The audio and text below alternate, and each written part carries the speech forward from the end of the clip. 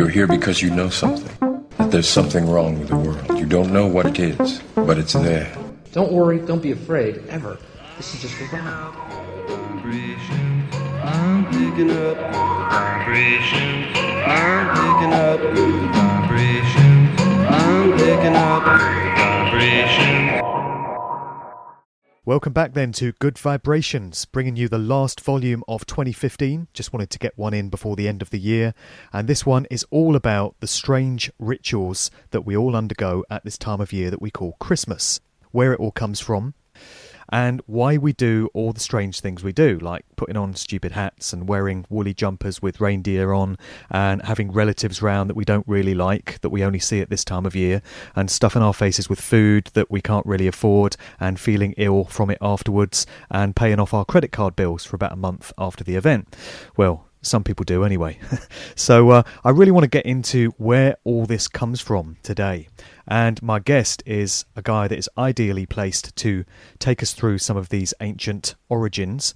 I'm chatting today to Johan Oldenkamp. Hi, Mark. Thanks for inviting me to your show.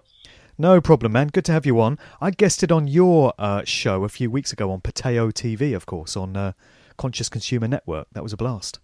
Yeah, that was a great show where you introduced a lot of, I think, important insights on what's really happening in the music industry. So I think that was a brilliant show.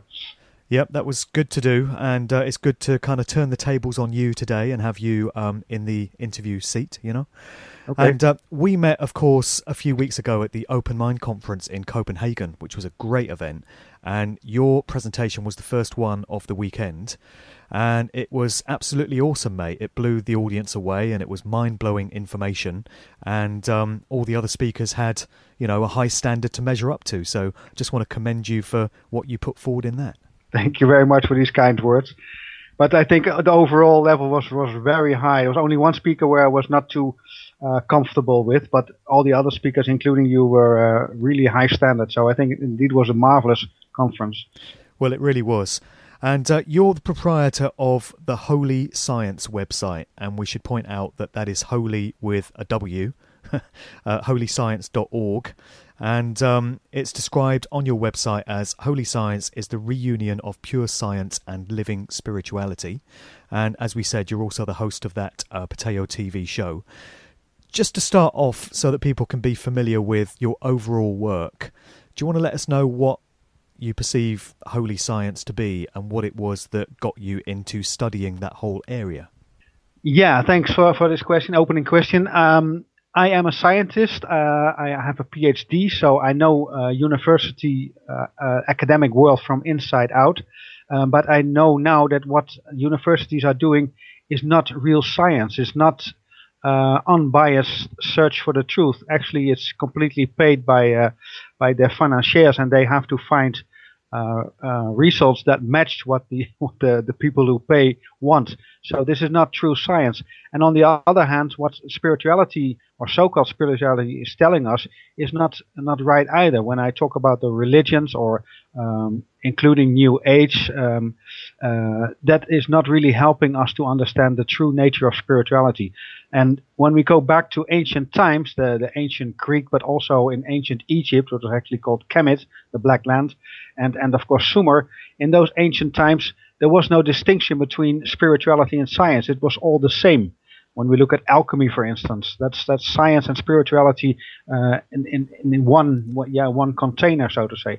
So what I did with Holy Science, I made it a whole again. I made spirituality and science two sides of the same coin, which they of course should be. And it's very strange that that was cut into half, and now both the universities and the religions offer us half truth, or I can probably say half lies, because it's not helping us to understand the true picture. So holy to me means the whole of everything, and it's not H-O-L-Y, because whole means a hole which something is lacking. So holy to me means full of holes, and I don't want to bring holes to people. I want to fill those holes with knowledge, with insight. So that's why I call it Holy Science, science of the whole of everything. Sure, and there can't be many academics such as yourself that have gone down that route that are open-minded enough to embrace these other possibilities. You know, I think most people with a background similar to your own would be very stuck in the establishment, and they've got a job and a salary and a title to protect, and, you know, they just would not be prepared to go down the information route that you have. No, some are kicked out of the university setting of the academic world because of their findings. They find results that are blocking, or at least not in line with the paradigm. And actually, the university paradigm is a belief system. So when they find something that is contradicting the generally accepted belief, then they are, of course, expelled from the academic world. So that happens, and yeah, I resigned myself, so to say. I quit my job and I sold my house and I took all the money from the bank because I want to be completely independent. And I think true science is always completely independent. When there is another interest at stake, you cannot be a real scientist anymore. Absolutely. Yep. No ulterior motives. No. The truth should be the only reason why you do it, to find the truth. And if you find something that is contradicting your theories, then you have to find better theories. That's all. Yeah, I certainly respect that. So we were chatting online a few weeks ago, and I kicked around the idea of doing a podcast with you discussing the origins of this time of year that we refer to as Christmas. You said, yeah, I'm the man for the job. You know, I'm up for shedding some light on where all these traditions come from. So that's really what I want to get into today. Mm-hmm. And it seems to me that modern day Christmas is a bit of a melting pot, a bit of a hodgepodge of various ancient traditions from the pagan world and from other cultures. And it seems to be all hinged around the winter solstice, 21st of December. Right. So maybe we should go through the various components that have been combined into this sort of melting pot one by one. And we should probably start with the winter solstice itself, I guess. Could you explain why this event was considered to be so important to many of our ancestors, and some of the symbolism around it that's been deployed in Christmas? Yeah, I will certainly do that. But to help the listeners understand why it is the solstice, the winter solstice, let me explain that this celebration comes from ancient Northern Europe, and that used to be the Germanic culture. We now refer to Germany as one of the countries, but actually the Germanic culture, I'm not sure if that's a good correct English word for this. Yeah, we say Germanic, yeah. Germanic, yeah. So it's also the Netherlands and most part of Denmark and Belgium and also Poland. That whole region, that was one one people, and the Roman Empire was unable to defeat them. We know the story of Asterix and Obelix, but that was not in France. That was in the north. So the Romans were not able to defeat them. They were too strong for them. But that was known as Gaul, right? Yeah. And yeah, that's the French interpretation, but it was actually the Frisians who were not defeated by the Romans. And then later on, the Romans found a trick. Instead of using military power, they used religious power, and they were still able to conquer the whole of the Germanic people by religion.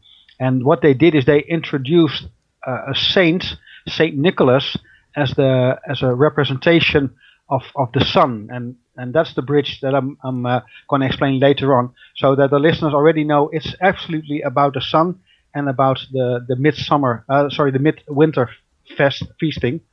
And yeah, why is it important? When we look at the yearly cycle from the northern hemisphere, then we see that on June 21, the arc of the sun is at the highest point, and it's also the largest one. So it takes the longest time to be above the horizon, and also the rising at midday is the highest of the whole year. And then it starts to descend until all the way down on December 21, and then we have the smallest arc and also the lowest height position at noon. So but then it stops. So if you would continue that declining, then you would at a certain moment see that there would not be any sunrise anymore. Well, that's only true when you are above the Arctic line. But where we are at UK and the Netherlands and Europe, then it will not happen. So, but instead of going up again on December 21, the arc stays 3 days the same. So you can say the arc is dead, or you can say the path of the sun, the celestial path of the sun, is dead for 3 days.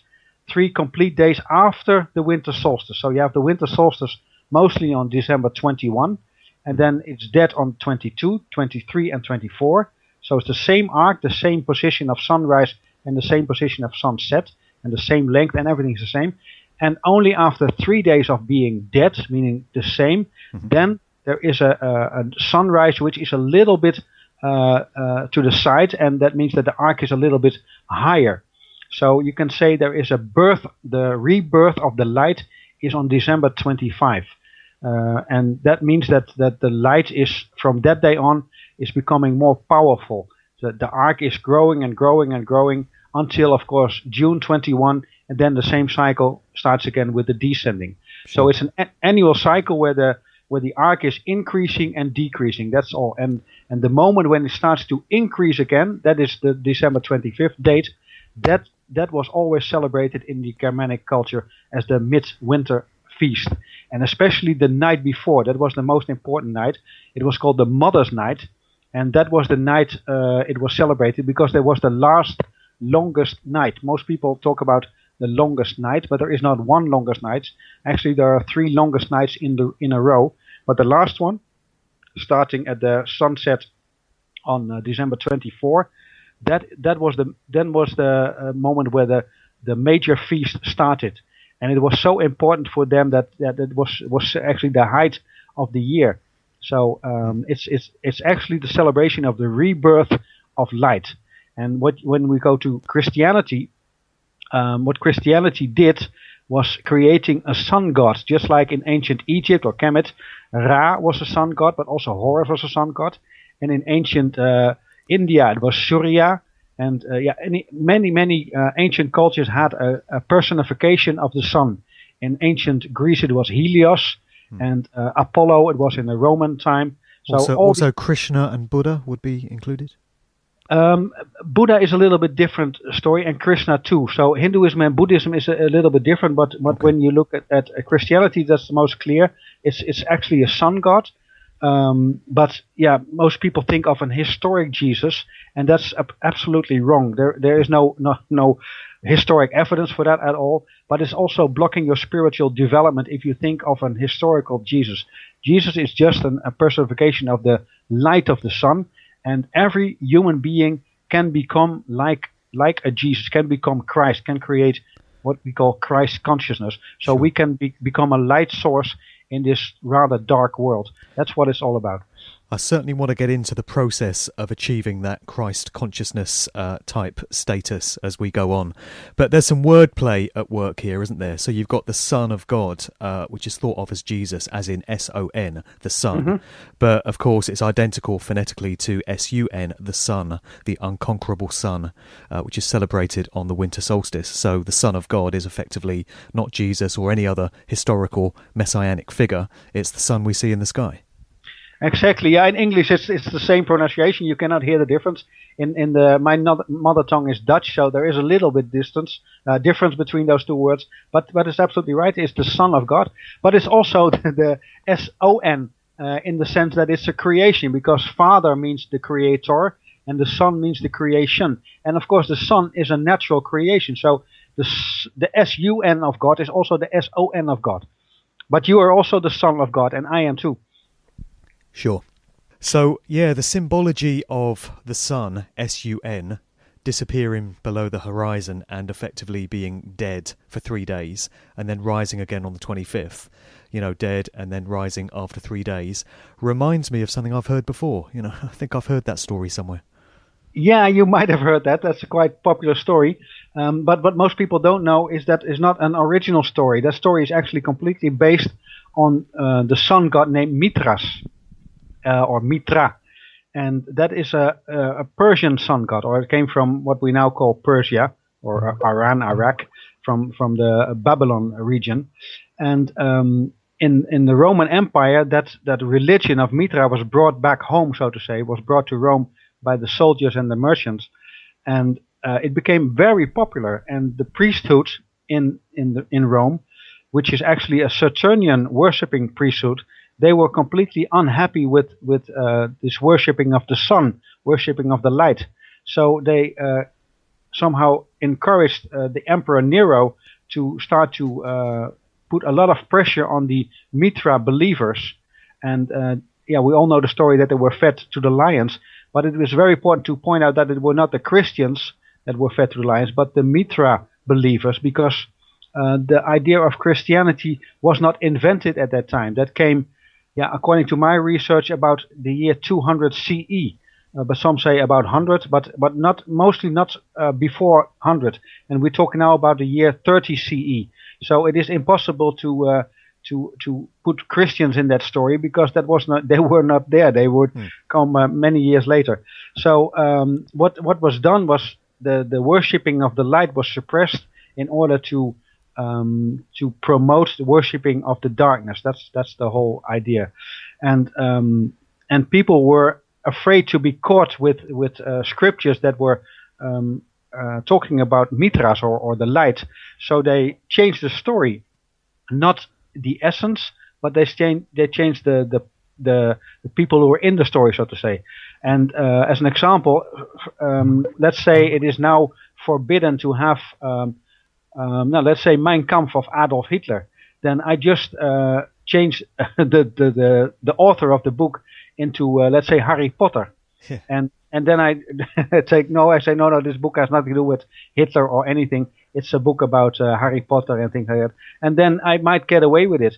And that was the trick they did. They, if you also see the Nag Hammadi scrolls, it's all about different characters. They don't talk about Mithras any longer. They talk now about Jesus, and Jesus or Jesus in the Greek writing is exactly the same. It's also the sun god, but most people think it's a human being like you and I, which is very not too clever to do that, because then you block your own spiritual development. If you think there is a savior outside yourself, you will never be saved. You can wait as long as you want, but there will never come a savior outside of you. The real savior is already in you.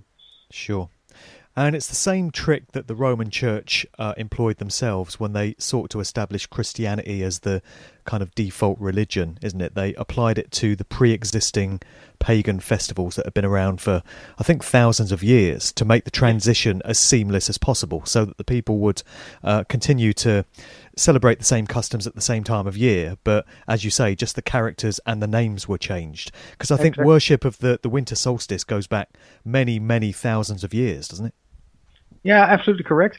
It's the principle. If you can't beat them, join them. So they saw they could not beat the Mithras believers. So what they did they changed it into Christianity, and then it was certainly in about 300 BC CE. Sorry, it was allowed, and from that moment on, it gradually became more and more popular. And at a certain moment, it became the religion of the empire.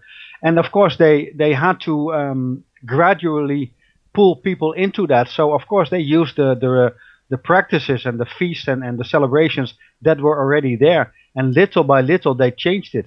It's like the boiled frog syndrome. Yeah, in the beginning, it's just a little bit changed, a little bit warmer water. But in the end, it's not really helpful, good anymore. And to give an example, Christmas actually means literally to abandon Christ. It's a sacrifice. So the literal meaning of the word Christmas means the sacrifice of Christ, or you can say the sacrifice of Christ consciousness. So I strongly urge people not to use that word anymore. Just talk about the winter feast, or the feast of the rebirth of the light, but don't use the word mass at the end. Yeah, I never knew that. I mean, we don't think about where these words come from, you know. We're so familiar with them, and yet we have no clue what the origins are.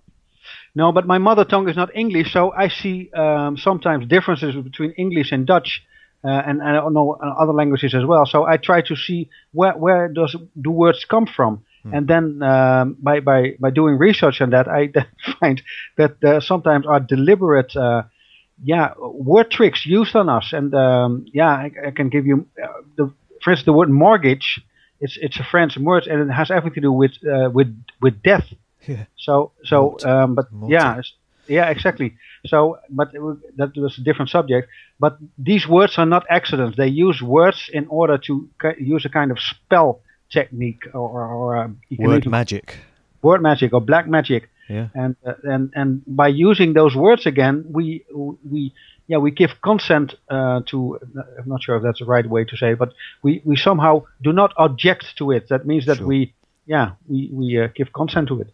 And one of the church services that Christians flock to at midnight on Christmas Eve is called Midnight Mass. So from what you've just said, that would mean midnight sacrifice. Yeah, the whole idea of mass is to sacrifice, but they use rituals for that. They use the wine and the bread, but people don't know that it's their own blood and their own body that they are sacrificing. And that's what you do when and literally it's a ceremony to sell your soul to the devil. I don't want to scare people too much with this, but just do your own research. Don't believe a single word what I'm saying right here, but do your own research, and then you will find out that there is something very spooky about all the ceremonies in the Roman Catholic. I don't even like to call it a church. It's a kind of a cinema where they use tricks on you. Yeah. So we've established that the winter solstice is obviously all about the sun. Mm-hmm. But the season of Christmas, as we call it today, there are heavy elements of Saturn involved as well, as you just mentioned. And you had the Roman festival of Saturnalia, which was also based around the winter solstice, and it incorporates elements of Saturn worship. So it seems to be a bringing together of Sun and Saturn symbology into one event.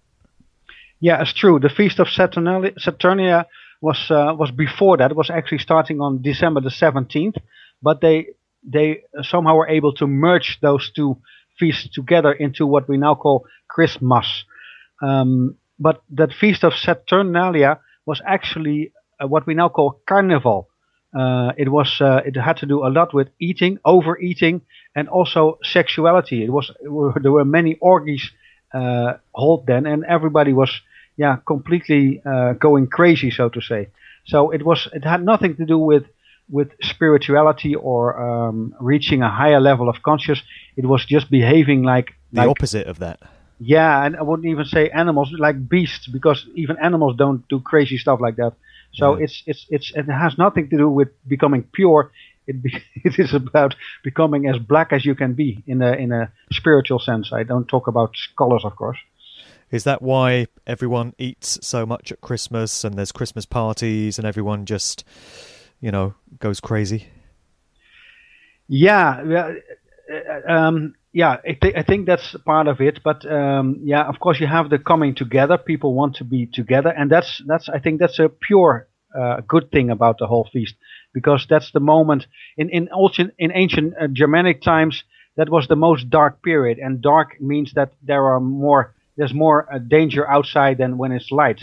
So people tend to be inside, and it's also cold outside. So inside it's warm, and especially during the most longest night, you create a kind of celebration that the annual cycle is over, and that a new one starts again.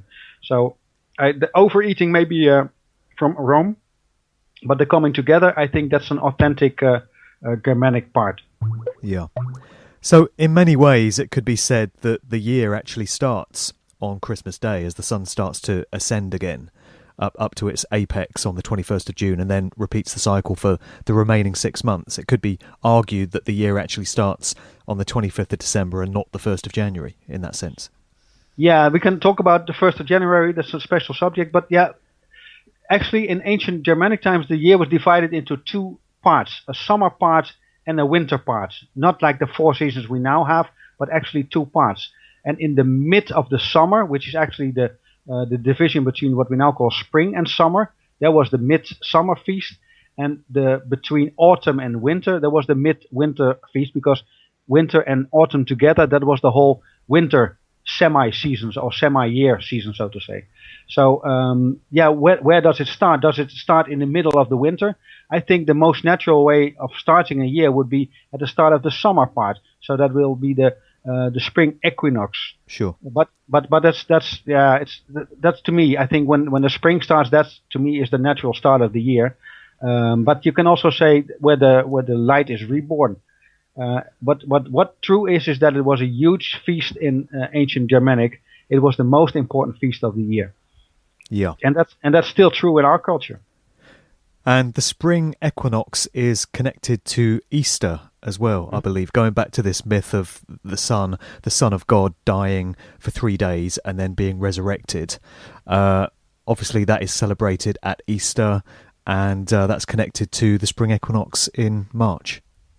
Yeah, so they somehow messed up the events a little bit, the annual events. But yeah, that's true. They put that later on because it's difficult to explain that the death and the rebirth is in the same feast. Yeah. So they pulled that together so to confuse people a little bit. And Easter has everything to do with the light becoming longer than the darkness. When we see the rebirth on December 25th, then the light starts to become a little bit longer every day. But during the spring equinox, there is still longer darkness in the 24 hours natural day than light. But after the spring equinox, then there is more light than darkness in a natural day of 24 hours. And that feast is always celebrated on the first full moon, I have to say it correctly, the first new moon. But maybe I have to look this up, but somehow it has to do with the moon cycle as well. Yeah. And that's why the dates are always different every year. Exactly, it has to do with the moon cycle too. And then it became that the first Sunday after, I think it's the new moon, but it can also be the full moon. I'm sorry that I don't know this out of my head. But that is the moment where we now celebrate Passover or Easter. But that word comes actually from passing by. So the light is passing by the darkness. And the claim is that it is a Hebrew word. Now I looked it up. That's completely nonsense. I think it's an ancient Germanic word. And in the Dutch language, that word is still there. So, and that makes a lot of sense. So it's an ancient word for passing by. That means the light is taking over the darkness. In a natural day of 24 hours, there is more light than darkness until the autumnal equinox, and then that process is reversed. Sure. And I might be going off at a bit of a tangent here, but sometimes we do this, and I'm just throwing this in as a bit of an aside. But the idea of the sun as it's viewed from the northern hemisphere dictating when the equinoxes and the solstices take place obviously depends upon the Earth being a globe. And you probably know where I'm going with this. There is a very strong school of opinion now that actually we don't live on a globe at all, but the Earth is in some way flat. The flat Earth theory. A lot of people are coming round to that way of thinking now, it seems. I really don't know what to make of it myself. I'm completely on the fence about it. But if we do live on a flat Earth, it seems to me that it would throw out all these ancient myths that are based around the sun as it's viewed from the northern hemisphere and the idea of hemispheres at all. And it would also throw out zodiacal ages and precession of the equinoxes and all of that stuff. I mean, where do you stand on all this, and what do you think of that theory and where it's come from? Yeah, that theory has been annoying me for long now, because many people ask this question to me, and in the beginning I was answering them one-on-one, but at a certain moment I was so fed up with it that I did a complete TV show about it. That will say a part of my episode number 13 of Pateo Television. I explain this in full depth, and I give complete and utter proof why it is a globe and why the whole idea of a flat Earth is complete nonsense. But I can see where that theory is coming from, because NASA, of course, means never a straight answer. NASA is really lying to us, and NASA is not able to give an authentic, complete picture of our home planet. All the pictures NASA provides, they are composites. So I can understand, and there are many more reasons why people think that what NASA is bringing us is false, and that is completely true. But deducting from that we live on a flat whatever pancake is completely wrong. Yeah. So it's difficult, but it has to do with the Coriolis effect and many other things, and also the secret of light. It is true that we do not actually see the sun. the sun I call sun Helios, what we see is a creation of a light bulb inside our atmosphere, and that makes the whole part a bit tricky. And that has to do with what light really is, and universities are completely not aware of the true essence of light. They have so many assumptions that are absolutely wrong. But it's difficult to explain that on the radio. I explain that also. So what I would like to do for this, Mark, is just refer to holyscience.org, and then you have on the right-hand side the episodes of Pateo Television, and on top of the right-hand side you find episode number 13, and just click on that, and you will see all the answers there. And yeah, what I now know about the flat Earth theory, it's actually a CIA experiment to see how stupid people have become. And I don't want to offend anybody with this, because in the beginning I was also tempted to think it was true, but then I started to do my own research, and I saw that it was absolutely impossible. Apart from all the historic evidence that you just mentioned, because why would our ancestors adopt a strange theory? Because we were supposed to believe that in the ancient times people thought the Earth was flat, and then suddenly we discovered that it was a sphere. Yeah. But that story is even upside down, because in ancient times people knew it was a sphere until in around the Middle Ages or something later, people suddenly thought that it would be possible to drop off with your boat from the side of this reality we live in. So it's a reversal of what we believed was the case in terms of those belief systems. Exactly. In ancient Greek knew it was a sphere, and he could even calculate the diameter of the sphere, and he was off by just a very small margin based on just the length of the shadows on different spots, and he knew the distance between those spots. So it's very simple geometric arithmetics that he used, and we can every high school student can do this, and then you can calculate the length of the diameter of this sphere. So it's what should I say more about this?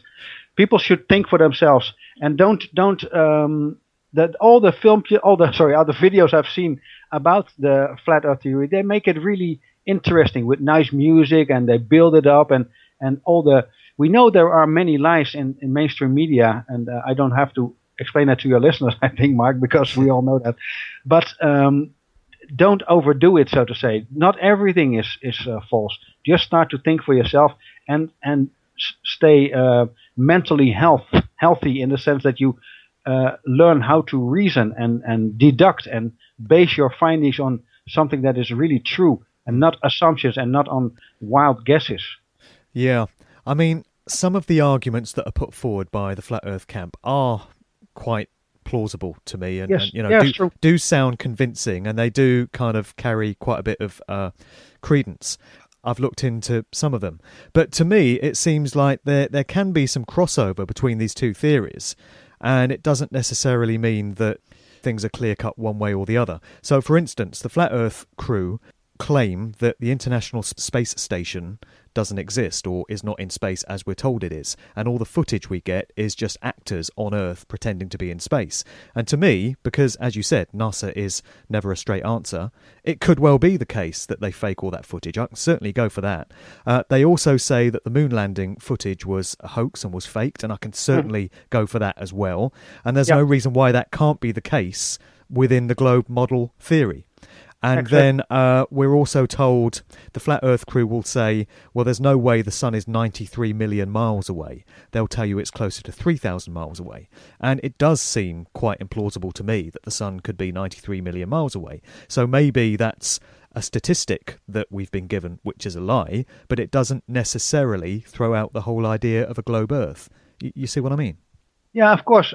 And that's absolutely true. The image that is created, it's actually an illusion that we see, because the radiation from the sun is coming to our atmosphere, and like a prism or like a magnifying glass, all the radiation is bent to a certain point, a focus point, and that's what we see. That is the sun we see. We don't see the actual sun. We see the focus point of radiation that's coming together in our atmosphere. So that's why it's only 3,000 or something kilometers away from us, instead of the 93 million miles or kilometers. I'm not even sure about it. So we don't see it.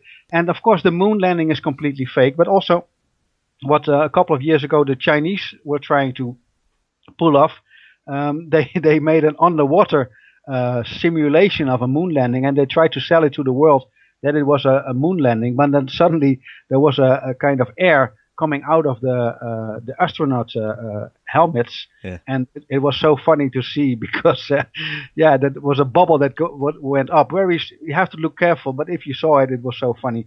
So the moon landings are completely staged. There has never been a moon landing with the Apollo technology. Maybe they have secret UFOs created with the technology from Germany, the Frill and the Hannebau. That's possible. But not with the Apollos. That's completely bollocks, and everybody can see that. It's another episode of Pateo TV where I prove that. The one who shot the first Apollo landing was a famous director, and that's also the man who made Shining. And actually, in The Shining, Stanley Kubrick. In The Shining, Stanley confessed that he did it.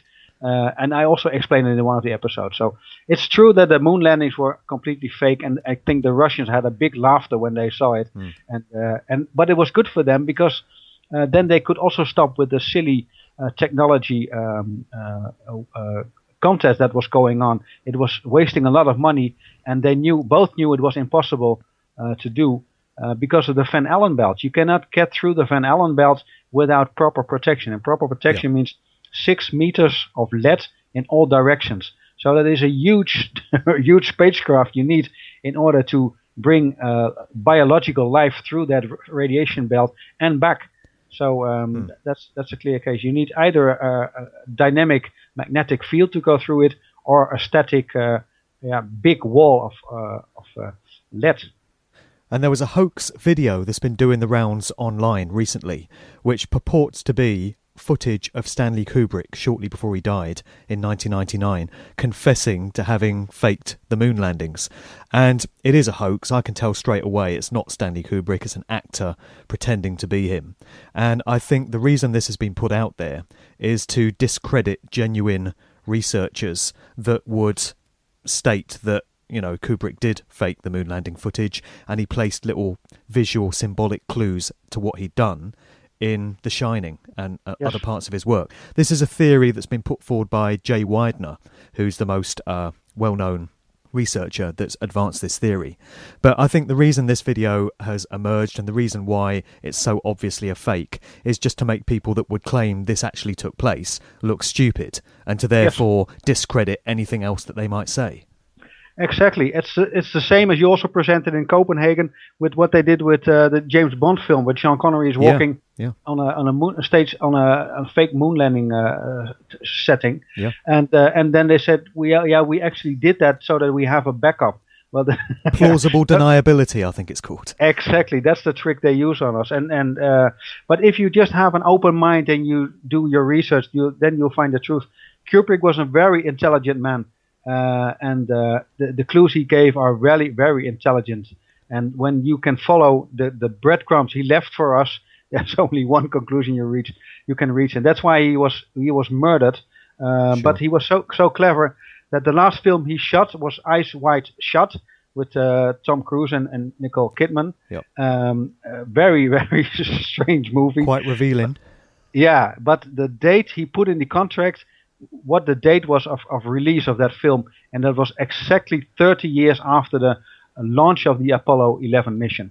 So it was a clear reference to Apollo 11, and and I think he was going too far in revealing the truth of the people that want to control and the rituals they do, that they thought he would become a liability and they had to get rid of him. I mean, you've got to ask yourself, why would certain parties bother to put out a hoax video that is obviously faked and, is obviously not Kubrick? Why would they put the energy into putting something out like that, if not to discredit genuine researchers, if these researchers weren't onto the truth? What would be the point? Yeah, exactly. Just that simple question is it's just like follow the money. But why would somebody do this? What would be the benefit or whatever, the reward? Exactly. Okay, so let's take it back to Christmas then, because we just wandered off a bit there, but it's all good stuff. Okay. Can you tell me what the origin is of the season known as Yule? Because Yuletide is sort of synonymous with Christmas, and I know that's another sort of European festival or tradition. Yeah, it's an ancient Germanic word. Maybe it's good for the listeners to look up. Let me see if I get the name right. There was a monk living close to the border of, I think, Scotland, but actually somewhere half up the British Isle, and he wrote very important books. But he was in one of his books. He also describes the ancient Germanic calendar system, and that calendar system had two different months that had the Jule inside. Actually, it's named the first Jule and the second Jule, but then of course in an ancient language. So yeah, the remarkable thing here is that the guy was named Bede. Let me see if I can look it up somewhere. But the good thing is, while he was doing work for the Roman Catholic Empire, so to say, he actually recorded the authentic calendar of the Germanic people, and that calendar was used in the whole region of Germanic, also in the UK, or what is now called UK, but the part that was conquered by the Romans, and it's about half of the British Isle, the island. Let's say you draw a horizontal line halfway, that's about the line. So under that line, south of that line, that was conquered, but the north, including Scotland, of course, was never conquered by the Romans. So they still use the authentic calendar system, and that calendar system is a really beautiful solar and lunar system in which every lunar cycle is a month. Now we have a month of 30 or 31 or sometimes 28 days, but that's not in line with the lunar, because sometimes full moon is, let's say, on the 20th, sometimes on the 17th. It can be any day actually. But in the ancient times, it was always halfway the month. So it was always the 15th or the 16th.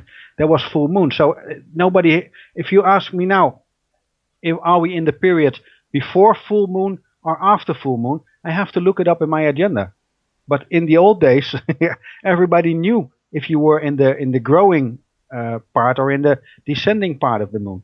So it was really important. And they had two Jule months, and let me see if I can get the names correct.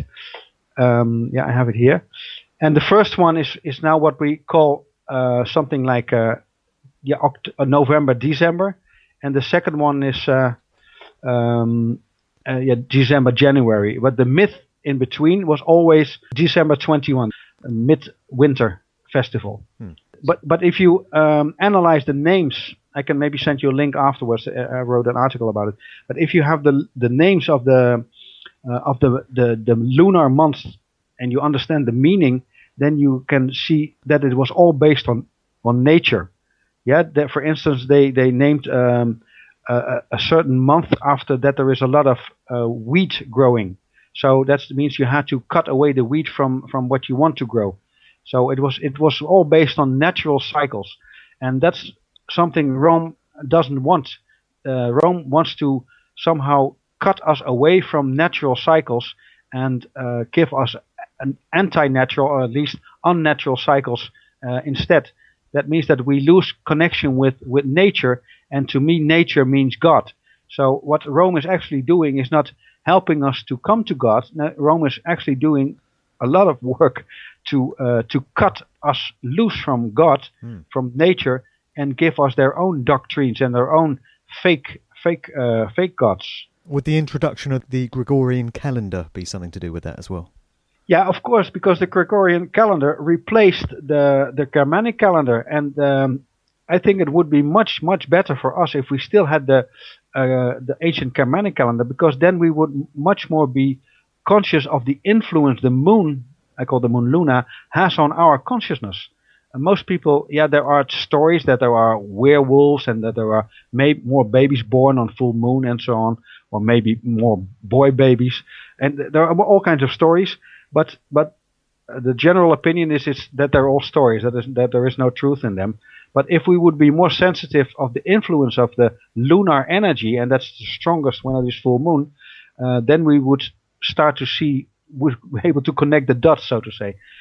So that's I think a deliberate action to cut us loose from the ancient lunar solar calendar and give us the completely artificial Roman calendar. The good thing about the Gregorian calendar, which is actually the Julian calendar with a little bit just a minor change, is that it is in line with astrology, what I call planetary astrology, so the zodiac signs.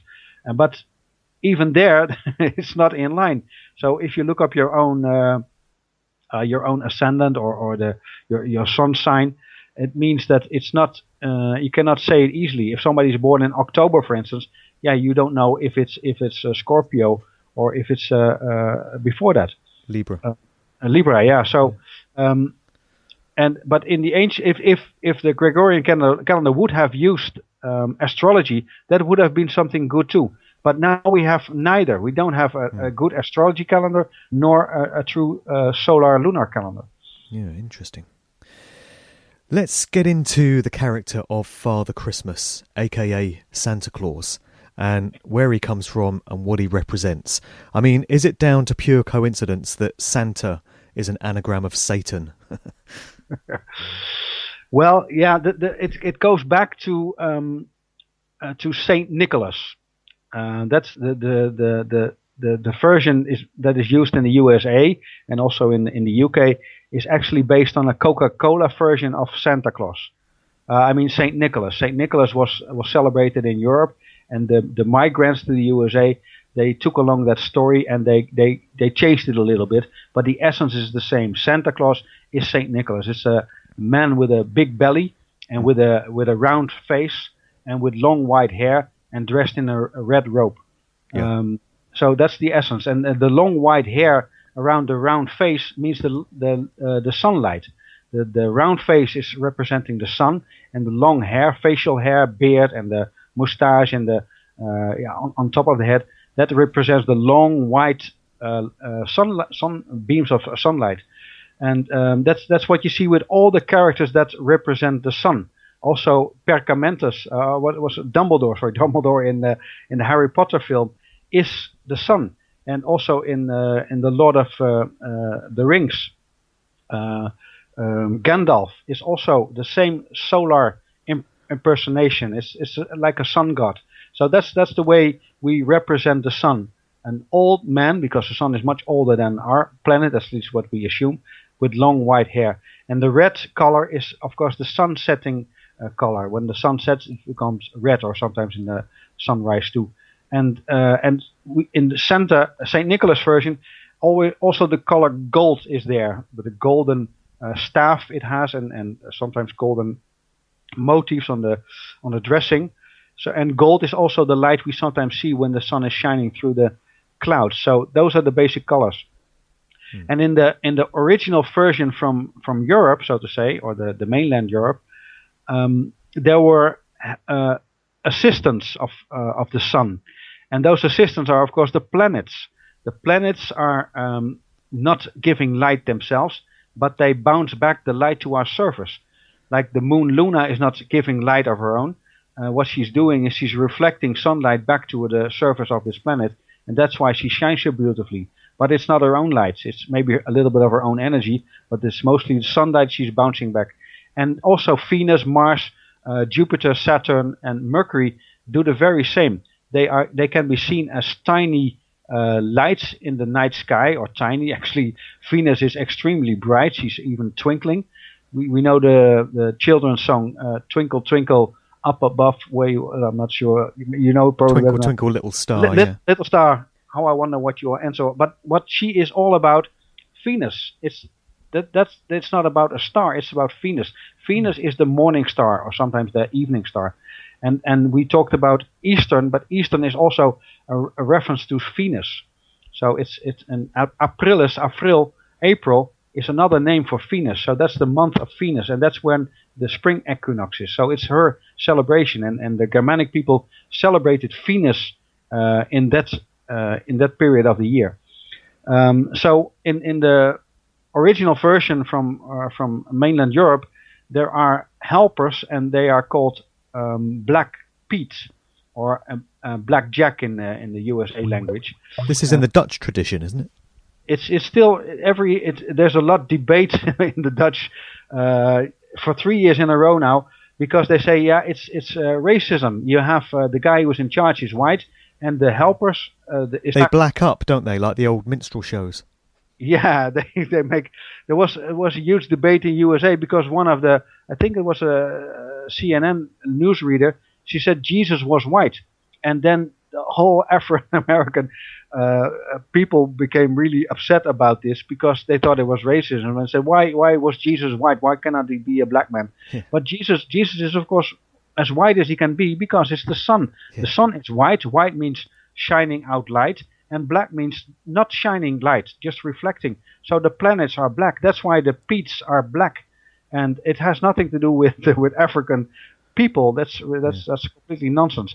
So I tried to explain this in the mainstream media in the Netherlands for 3 years in a row, and I sent out press notices and whatever I can do, press releases. I mean, and just the regional radio is interested, but the mainstream, the national television and radio, they are so afraid that this comes out, because then they know that when people start to understand this, they will go back to the origin of this festival. And then they will somehow discover that the Vatican has been lying to us big time. That's a surprise, isn't it? So are the Black Peats also the elves? Is it the same characters being symbolized by the elves here? No, in the USA version, if I can call it like the Santa Claus version, the Black Peats are replaced by the reindeer. Ah, right. And there are 8 reindeer, and there are of course also 8 planets. So depending on which one you count, of course, but it's the reindeer are pulling the sun around. That's how the ancients depicted it, because they wonder how is it possible that the sun is going with such a huge speed from sunrise to sunset. There must be an enormous force before that. So all the depictions of let's say Apollo or Helios. Or Mithras, Mithras not, but Mithras too.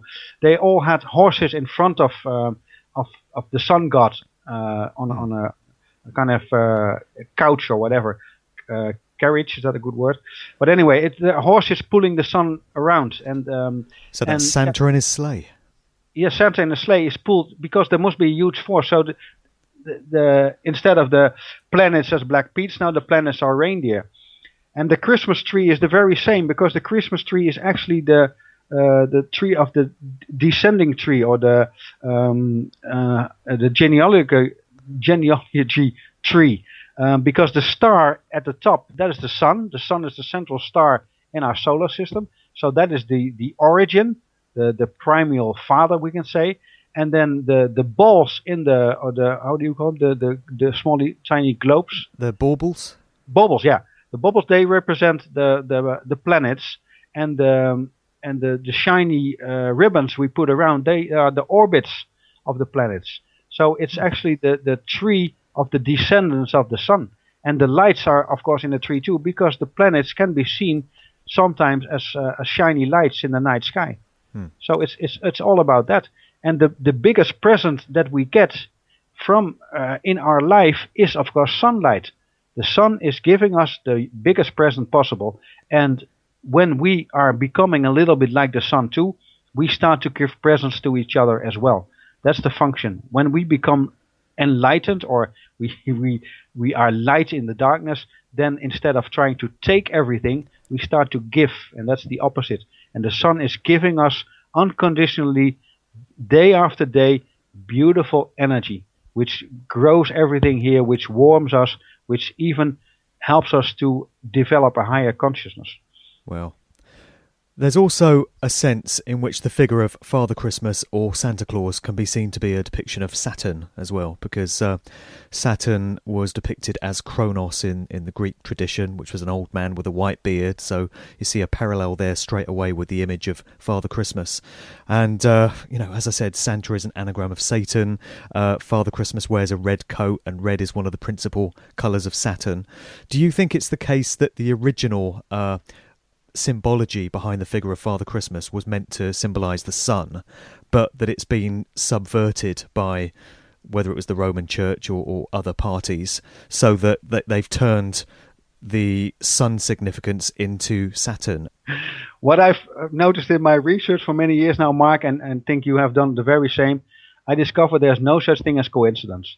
So if there is a connection, then it's always intentional. And of course we can say this is intentional because it goes back to ancient Sumer, and that is where the Saturnian priesthood ceased control. But then Mithras came along, so to say. People became enlightened by the light, and they had to run away. And they found a new home in ancient Egypt, in Kemet. And that's the whole story of Abraham. The real Abraham only went as far as Canaan, and that's where he settled, just in the north of between the Tigris and the Euphrates and the Tigris. So the real story stops there, but there are some books in Genesis added to that, which is complete fiction. So what they just tell us in those books in a very hidden way is that the Saturnian priesthood went to Egypt and they seized control there. And there was one pharaoh that stood up against them, and that was Amenhotep IV. But he discovered that Amen or Amun or Amen is actually the name of Saturn, the Dark Lord, the Lord of the Darkness, the Lord of the Rings.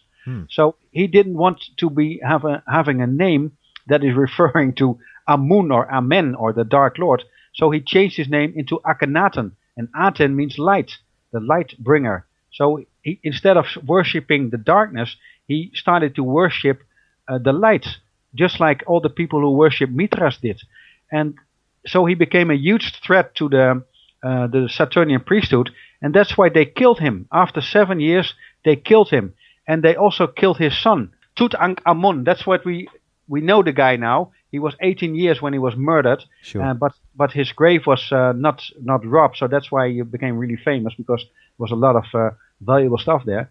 But his real name was not Tutankhamun, because that's Tutankhamen, that means the living image of Amen, or the Dark Lord. When he was born, his father was already enlightened, and he named him Tutankhaten. Aten at the end, not Amun.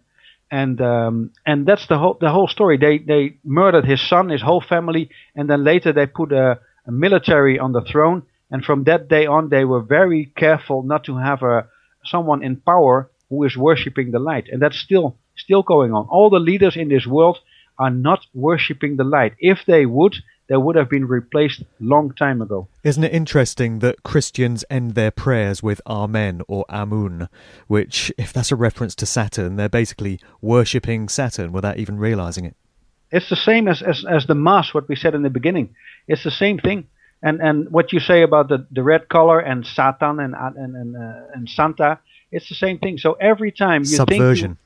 If you think you are connecting to the Lord of the Light, the light bringer, the Savior, you actually make it everything upside down by ending it with Amen or Amun, because then you say, that's the last word you say, so that's the one you really obey, that's the one you really worship, and that's the very opposite than what you really want to obey. At least that's my opinion.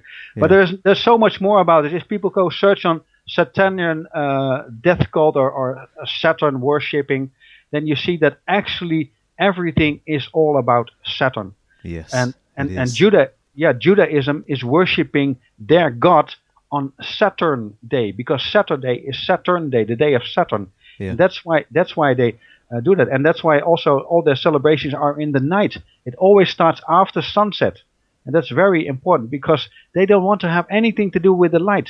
The light is their nightmare, so to say, their worst enemy. They want to worship the darkness. Yeah, and Saturn is all about the darkness. And I think there have been so many depictions of supposedly the sun in ancient civilizations and cultures through the ages, where people assume that what's being revered in various monuments or writings or whatever is the sun that we see in the sky. But in actual fact, it's a reversal, it's an inversion of that. It's the dark sun, the dark lord, and it's actually Saturn that's being revered in these cases. Yeah. If you, for instance, look up the meaning of Amun, or Ra in ancient Kemet, then you see that those are connected. You find Amun Ra, and they say that was the highest god in ancient Egypt. Well, that's a big lie. It was always Ra as the highest god. But then later the Saturnian priesthood changed Ra as the sun god into Amun-Ra, meaning instead of worshipping the sun, the light bringer, replacing it by Saturn. And many more examples are done this. So it looks to the ignorant eyes the very same. And if you have no knowledge, you can be easily fooled. But the moment you start to see the difference between the white sun and the black sun, or the real sun and the dark sun, then it becomes really clear. And it's a big deception. What any religion is doing, including Hinduism and Buddhism, and that's a little bit more subtle, is actually pointing into the wrong direction. All connected to Saturn. And we hear that the number 666, which appears as the number of the beast in the book of Revelation and is a number generally associated with evil and the Antichrist, is heavily connected to Saturn as well. And I guess there's some significance to Saturn being the sixth planet from the sun, and also Saturday is the sixth day of the week. So it's all tying into that 666 reference as well. Is that right? Yeah, absolutely right. And the day of the ancient celebration of Santa Claus in the Netherlands is December 6th. Actually, it's the night before December 6th, but it's all about December 6th. And if you look up the so-called official story on Wikipedia, they say that the guy actually lived, which is nonsense. Saint Nicholas never lived. It's a Roman invention. But the day he died was December 6th, and that's why we celebrate the evening before December 6th. His celebration by giving each other presents. But December is 12, and 12 means 6 plus 6. So December 6 is actually 6, and then 6 plus 6 is 666. There you go. Yeah. Yeah. I do want to get into this whole process of individuals achieving Christ consciousness in themselves. We made a reference to that earlier, that internal process that we can all undergo. So let's get onto that in a moment. But just before we head away from some of the symbolism connected to Christmas, there's one other element of Father Christmas that's been suggested to me, or that I remember reading in a blog article some time ago. I don't know if you've come across this one, but I've heard it said that the red and white coat of Father Christmas is symbolic of a particular type of mushroom that druids used to ingest as a kind of hallucinogenic to attain altered states of consciousness. There's a specific type of mushroom which is sort of red with white spots, and it seems to be another origin of the Father Christmas myth. Have you come across that one at all? Yeah, of course. And the guy who wrote a book about that, not the real guy, but somebody else. Yeah. So I don't have all the names in my head, to be honest. But I had him in my radio show, and we talked about it. So there is a mushroom aspect to all this, and there is also a Roman Caesar family aspect to the story as well. So the story has multiple layers. But I think that there is knowledge of how hallucinating chemicals in natural food, how to say it, in mushrooms, is able to create, to somehow stimulate our pineal gland. DMT, maybe. Yeah, so something like that. I've not studied it myself, but I know that's possible. And what you then actually do is you open up your, what people call the third eye. That means you are able to see not in the physical reality with your normal eyes, but you see in the metaphysical reality, the reality of the subtle life energies with your third eye, which is the pineal gland is actually a kind of eye, and that's why all those substances are now on the list of forbidden chemicals, because they open up our possibility to see beyond the veil. And all the chemicals that are very destructive to our health, they are on the A list, and they are prescribed by the so-called house doctors. But we'll not go into that as well. Yeah. It's a world of inversion. Everything is back to front and upside down. Mostly when you put it upside down, you come really close to the truth. That's what I sometimes do when I see the news. I see, okay, then I have to reverse it. What does it mean? What's the opposite of what they're saying? And the truth is in there somewhere. Exactly. That is the most of us. We still have to check things, But most of the time, it's just like it's written down in the book by George Orwell. It's a kind of newspeak. It means that every meaning is turned upside down and is brought as the new truth.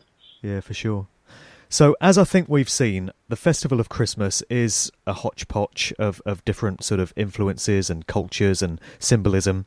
But as we're now talking about higher states of consciousness, there's one other aspect of the sort of Father Christmas going up and down the chimney symbology that I want to get into, which is this internal process of illumination or attaining Christ consciousness. And from what I've heard before, it involves the secretion of a kind of holy oil within the human body, which travels up the spinal cord to the cerebrum and the pineal gland in the human brain. And when this process occurs, it results in, enlightenment, so to speak, and achieving those higher states of consciousness. And I've heard that this secreted oil in the Greek was known as Christos. So once again, we're back to the figure of Christ. And this would appear to be, one of the origins of the Jesus Christ figure once again. Is that something that tallies with your research? Yeah, partly it does, but I make a huge distinction between the physical world and the metaphysical world. And the problem with many interpretations is that those worlds are mixed up, and that's not too wise.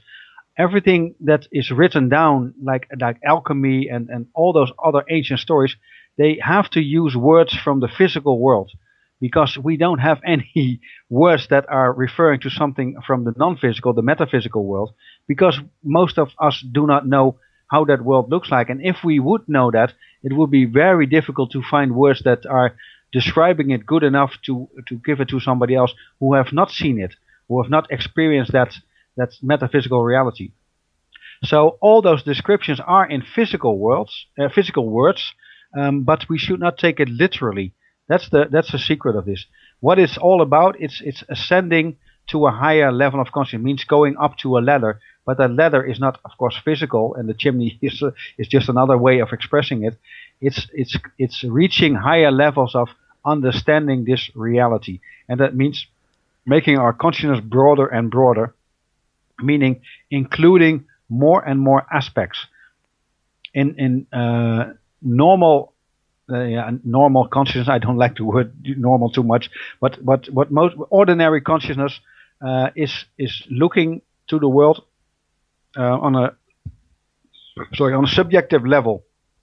So the ego, the lower self, is centered in that perception of reality. Everything is related to the way the lower self, the ego, is perceiving, is experiencing reality.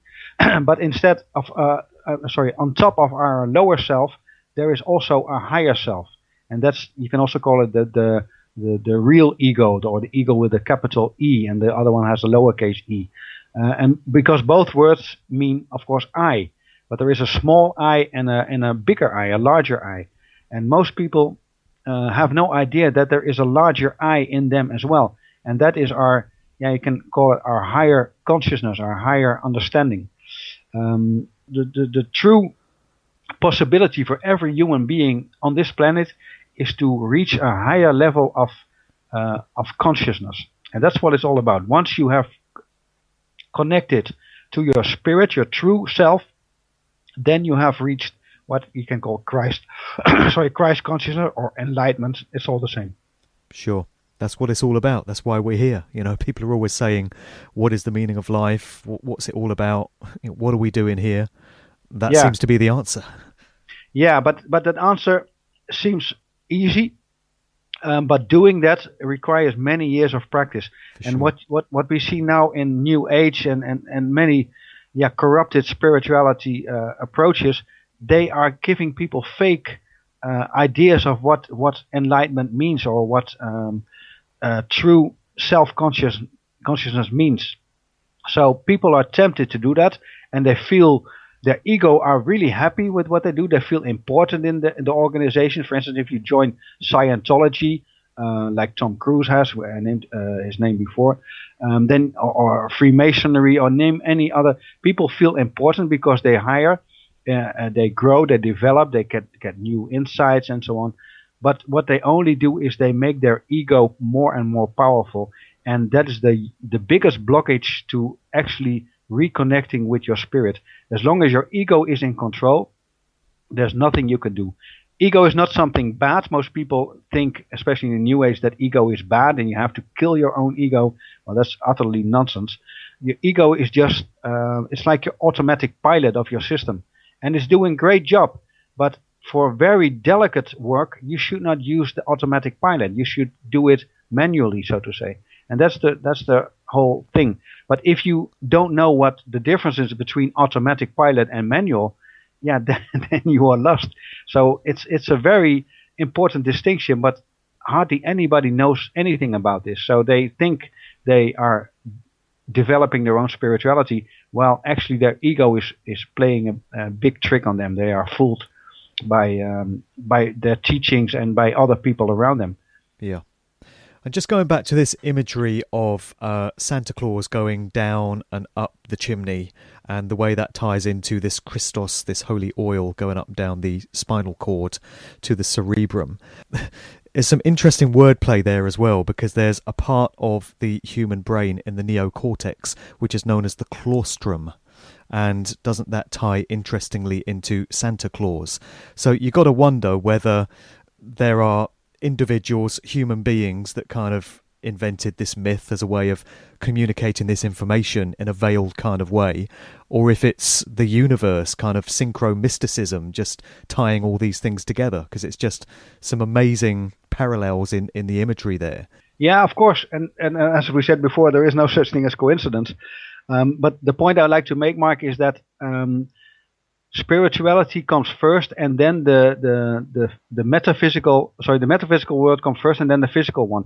So if you focus on bringing that oil up in your body, then you're trying to put the horse behind your carriage. It's the other way around. So spirituality should start first, and then the oil will come naturally. It's like your mindset. If you have a mindset that you are, now let's say some people want to lose weight. They think they are overweight. If your mindset is that you are light as a feather, then that mindset alone will reduce your weight. But the other way is much more difficult. So changing your mindset with your diet is much more difficult than changing your diet with your mindset. That's what I'm trying to say. So spiritual development should come first. And people should not worry too much about how that kind of oil is created and how it really works, because I think most of it is actually a metaphor. I don't think that that's a literal truth. But to be honest, I've not did research about that, so I don't know. Maybe it's also in the physical world, but it's most certainly a good metaphor for the metaphysical world. Sure. And what would you say to people that have listened to this, or maybe they had some knowledge of this information before, and they don't really feel like celebrating Christmas anymore? Maybe they used to enjoy a good feed with the family and watching crap TV, and they don't really feel like doing that anymore. I mean, would you say it's still okay to enter into the spirit of the season and go to Christmas parties and do all that stuff, you know, as long as you have a knowledge of what's behind it? Because we've said that there's Saturn worship that's been sort of covertly smuggled into the whole Christmas celebration. Would you say that as long as people have some understanding of what's going on, they can still kind of enjoy themselves in the season without connecting energetically to any of the dark aspects of it? Absolutely, absolutely. But wordplay is really important here. So use the right words. Call it a midwinter feast, or call it Mother's Night, the night before December 25th. So the night after sunset on 24th December. Use the words that have that energy, that meaning. Because if you still use the ancient words, it's still like doing a prayer and saying Amun at the end. Then you destroy all the energy, and everything is lost, so to say. So I would most certainly encourage to keep celebrating the midwinter feast, because that's very important. It's the rebirth of the light, and it reminds us, that's why the feast is so important, it reminds us of our own possibility of rebirthing. We can become Christ. We can become the light. We can connect with the higher self, the higher consciousness. And the sun is showing us how to do that, because the sun is going down, and when he's all the way down, he goes up again. And sometimes in my life, I'm very down too. I'm very, very low in my energy and very, very narrow-minded and all those things I don't want. But yeah, it happens to me. And if I then just go outside and I see the sun, then I'm reminded of how beautiful the light is and how I can become light myself. So it's very important to celebrate this every year. And of course the other celebrations too, the spring equinox and so on. But I think the winter solstice, and especially the moment when the sunrise is reborn again, that's an extremely important moment in the year. So please celebrate December 25th and the night before, but do not call it the sacrifice of Christ. That's crazy. Christmas, sacrifice of Christ consciousness. Who knew that? Yeah. All right, Johan, it's been a fascinating conversation, man. I knew it would be. Thank you for all that amazing information. Do you just want to remind people where they can go to find more of your work online? My website is, I have a multilingual website. It's pateo.nl, P-A-T-E-O.nl. Pateo is a Latin word, means no longer hidden. And NL to me means natural logic, or you can even call it natural law. It has nothing to do with the Netherlands, but it's just the extension I have. And there's a lot of information in English and other languages as well. Spanish, German, French, and so on. And I have also an all-English website, that's holyscience.org. And holy spelled, of course, W and double L. That's if you are having an English tongue, that's the most easiest website to go to, because there's also a good search engine. What I just wanted to pick up was not there, but on my other website, so I couldn't find it as quickly as I wanted to. Sure. So those are my two websites, holyscience.org and pateo.nl. This is just a rhyme. I'm picking up vibrations. I'm picking up good vibrations. I'm picking up good vibrations.